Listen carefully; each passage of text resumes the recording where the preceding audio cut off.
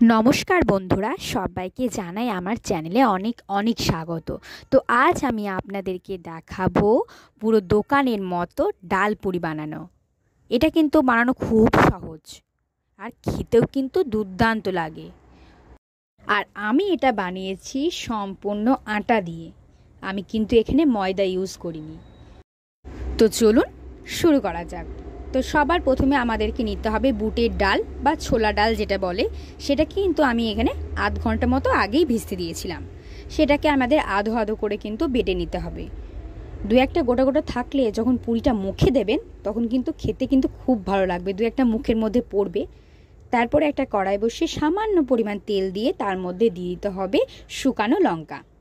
আমি এখানে দুটো মতো লঙ্কা দিয়েছি। তারপর দিয়ে দিতে হবে গোটা জিরে সামান্য পরিমাণে। অনেকে কিন্তু আদা বাটাও ব্যবহার করে থাকে, কিন্তু আমি এখানে সেটা ব্যবহার করিনি। তার মধ্যে দিয়ে দেব আমাদের বেটে রাখা ডালটা। খুব ভালো করে ডালটা আমাদের কিন্তু ভেজে নিতে হবে। ভাজার সময় দিয়ে দেব সামান্য পরিমাণে লবণ।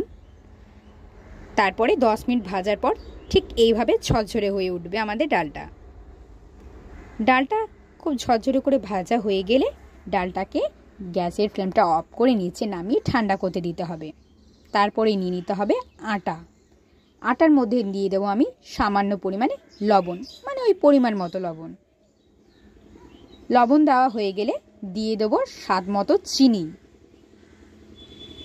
আপনার যদি মিষ্টিটা একটু বেশি খান তো একটু পরিমাণ বেশি বাড়িয়েই দেবেন। তারপরে দিয়ে দেবো সর্ষের তেল সামান্য পরিমাণে। সর্ষের তেলটা দিলে ময়ামটা কিন্তু বেশ ভালো হয়। তারপরে হালকা হালকা জল দিয়ে আমাদের কিন্তু আটাটাকে খুব ভালো মতো করে মেখে নিতে হবে। ঠিক এইভাবে আটাটাকে আমাদের মেখে নিতে হবে। তারপরে ঢাকা দিয়ে রেখে দেবো প্রায় 10 থেকে 15 মিনিট মতো। ব্যাস 10-15 মিনিট হয়ে গিয়েছে। তারপর এটাকে আবারও হাতের সাহায্যে একটু করে আমি কিন্তু আটাটাকে ভালো মতো করে আবার মাখিয়ে নিয়েছি। ব্যাস তারপর এটাকে রেখে দেবো। এখানে দেখুন আমি ডালটা কিন্তু বাটিতে ঝরিয়ে ঠান্ডা করতে দিয়েছিলাম। তারপরে ঠিক মাঝারি সাইজ করে এরকম আমাদের নুই কেটে নিতে হবে। কেটে নেওয়ার পর ঠিক যেরকম বাটি হয় ওই রকম সাইজের বাটির মতো আমাদের কিন্তু গর্ত করে নিতে হবে আটার মাঝখানটায়। খুব বেশি কিন্তু ডাল দেব না, আবার খুব কমও দেব না। খুব বেশি ডাল দিয়ে দিলে আমাদের কিন্তু বেলানোর সময় ডালগুলো বেরিয়ে আসতে পারে, সেই জন্য। তারপরে এইভাবে মাঝখানটা মুড়ে আমি কিন্তু আটাটাকে রেখে দেব। ওটা আরও লুই কাটার সময়তে আমাদের প্রয়োজন পড়বে। ব্যাস পুরগুলো সব একে একে আমি এইভাবে ভরে নেব। আবার খুব কমও যদি ডালটা ভরেন তাহলে কিন্তু আবার মুখেই পড়বে না। সবগুলো লুই আমি এইভাবে পুরগুলো ভরে নেব। ব্যাস ভরা হয়ে গিয়েছে। তারপরে আমি এটাকে আটার সাহায্যে বেলে নেব। আমি কিন্তু এখানে তেল দিয়ে আটাগুলোকে বেলে নিই।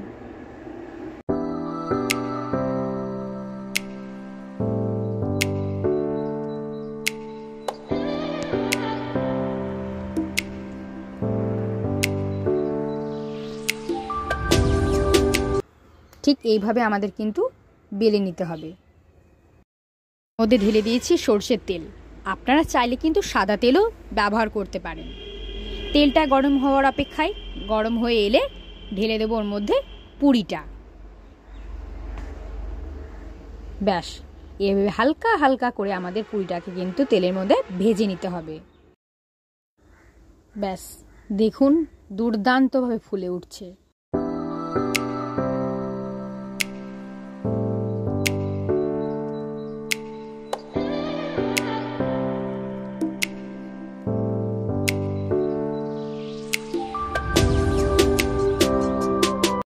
আমার এই রেসিপি যদি ভালো লেগে থাকে তাহলে অবশ্যই কিন্তু একটা লাইক করে দেবেন। আর চ্যানেলে যদি নতুন হয়ে থাকেন তাহলে কিন্তু সাবস্ক্রাইব করে দেবেন।